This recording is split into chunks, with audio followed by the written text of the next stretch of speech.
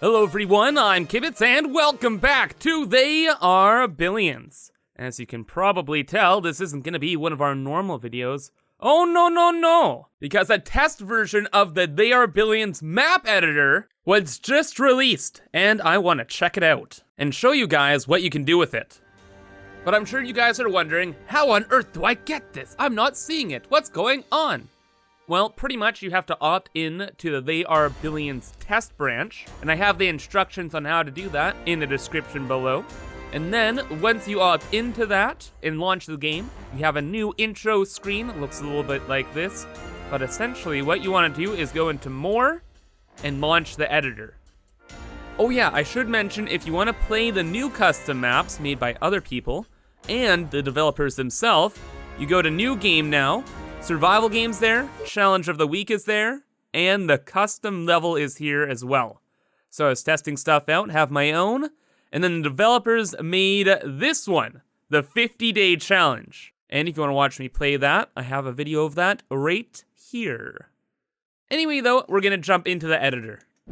Alright, so once you open it, this is it. So pretty much it's a very bare bones system. Again, this is on the beta build of the game, so don't expect it to be pretty yet, but once you open it, you'll have the info panel, so you can have your author, of course it's you, your level name, difficulty, ta-da, and then you can add in a little description of it as well. But the juicy stuff comes in when you go over to the map. So here we are. We have ourselves our map to create. So, if you scroll in, look at that. We got our command center, front and center, which you could move around anywhere you want on the map. Then when you scroll out, you have your unit generators. These will spawn the zombies that come and attack you. And if we go to the top left here, you can see we can let the player choose the theme, or we can choose it ourselves. So we're just gonna put it on Peaceful Lowland because it looks nice. You may also notice the generation, so you can either have random or manual. Manual is when you create your own terrain, and random loads random terrain. So like when you start a new survival game, it loads a random map. That's what random is. So you can make a custom map that spawns you in with random terrain, but then has custom events, like the 50-day challenge that the developers made. But more on custom events later. For now, let's check out the entity management. So there's all the categories. You have your buildings, environment, geology, survival, units, and zombies. So in buildings, you can place down whatever building you want, including a Tavern of Doom. So you want to create that. And there you go. You can hold Control and drag to clone it. Look at that, we have some neighbors next door. Very nice. And of course, you can create your own wonders and clone them. Oh, hey. What is all this? Many Victoriouses. And then in environment, this is kind of like the metal stuff that appears in the game. So like the random little electric tower, the random truck if you want to create that too. And then in geology, this is where your oil sources are. Ta-da. Survival has all of your loot and also has like the little garbage piles here. Beep. By the way, you can hold Control and click and it places down whatever's in here, so you don't always have to click create. Just a heads up. And then in units, obviously, units are the units you can spawn in. And then there is the zombies, which again is obviously the zombies you can spawn in. So, beep. Mr. Giant can join us and enjoy his stay. Okay. And that's pretty much all the entities. Now to actually edit the map, we go over to the Painter tab. So you can have terrain. So you have earth, water, and grass. Earth is just the basic terrain like we saw. Water, obviously water. Grass, obviously grass. But you can see it looks a little weird here. And what you need to do is go back to the Entities tab and it loads in like this. And that's going to be the case with all the other things. So in Objects, you can erase stuff. Boop, boop, boop. Can't erase that for whatever reason, you have to change it over. But you can create your mountains, so mountain range, trees, your gold, your stone, and your iron as well. And again, you go back to entities. All looks like that jazz.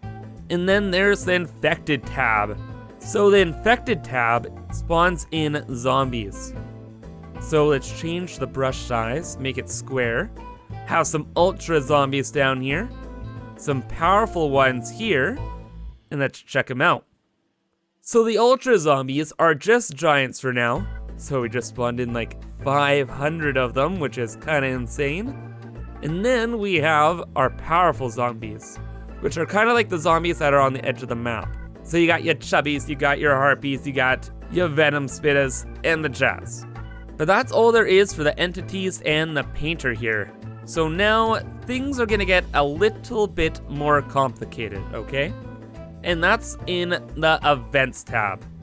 So in the events tab, you can create all, like, of course, the events that happen in the game. So from the starting wave to the final wave, random hordes, mares, all that kind of stuff. So we can have our day 1 event. We can call this one Horde. This horde can come on day 10. So you do 10D space whatever hour. So on the 10th day at the 12th hour, the Great Horde will come. And you can have a little time offset of, like, I don't know, whatever you want. Then you're able to repeat it however many times you want and have it scale up for each time it's repeated. And from here, you just kind of fill in the blanks for what you want things to do. You can even have it so if the wave is defeated, you win the game.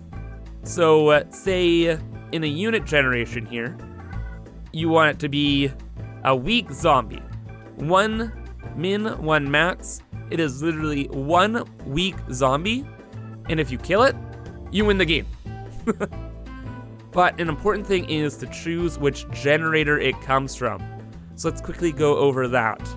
Didn't mention this when I was in the entities, but if you go to survival here, there's a unit generator. So this is quite important. It's pretty much the things that are from the outside of the map. So you create one of those. Ta-da, you can make its own size. There it is, beautiful, right? And this guy can spawn in your zombies. So if we right click, edit, we're gonna call this one generator A and press OK. Now when we go back to events, we can choose which unit generator this event spawns from. So we can say now here, A, or as it says down here, we can have A and north, perhaps. And that's pretty much all the scheduling part of it. Of course, there's a bunch of other tabs that you can check out for yourself. Next is the script.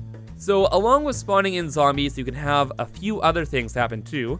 So if you go on the drop down, we can have generate units, which is just zombies for now. You can give bonus entities to the colony. So pretty much, if this event happens, we could just have it spawn no zombies, but just have this action happen. So it can give us entities, which can be anything really. It can be an engineering center, it can be a Titan. You want, I don't know, let's say 200 Titans, yeah? Or how about this? 2,000 Lucifers. 2,000 Lucifers will appear as like a bonus in your command center. And there you go. GG, right? Right. And there's a few other actions as well, like you can give or remove resources, grant technologies, infect random dwellings, which would be really fun. This is actually a feature part of the pirated copies. So say you stole the game because you didn't want to buy it. What would happen is a random one of your dwellings would be infected from day 1 to 20. So it's like if you stole the game, you were able to get a little taste, but you couldn't ever make it that far. But now it's a feature in the editor, so you can make a custom game mode with it, which is pretty neat. And then there's a random action you can have it choose. So you have a bunch of actions, it chooses one at random, and display message. So a lot of like the custom game mode and stuff happens right in here. And then if you want your custom map to have a story, there's game narrative. So you can have these actions happen on game start, game 1, and game lost. You can add in some text and other various things. And then finally, there's the Steam Workshop. So pretty much you have to test your map first. So you want to go to File, save it, and then you'll be able to go to Testing and generate level locally and try it out on your own computer. And I think once you test it, you're able to publish it. Oh wait, no, I was wrong. You can just make it public right off the bat. But okay, I think that is everything here. So if you guys want any more information, I have a ton of links in the description below. And also, if you want to watch me play a custom map made by the developers themselves, you can check that out in the description as well. Anyway though, that's gonna be all for this video, so I hope you guys enjoyed, and if you did, remember to leave a like, subscribe, and hit the notification bell, and I hope to see you in the next one. So have fun making your maps, guys, and have a fantastic rest of your day. Bye-bye.